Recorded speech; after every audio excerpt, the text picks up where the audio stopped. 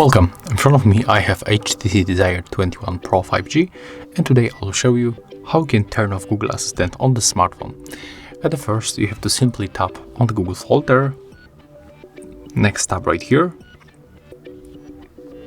click on More, and tap on Settings.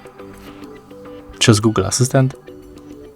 Next, you have to find Assistant right here. If you have other version of this app, you have to just simply scroll down and find the general settings. In this case, when you got this version, you have to go for the phone. And as you can see here, we got the Google Assistant. So we have to simply tap on it once. And as you can see right now, it's disabled. So if you find this video helpful, remember to like, comment and subscribe to our channel.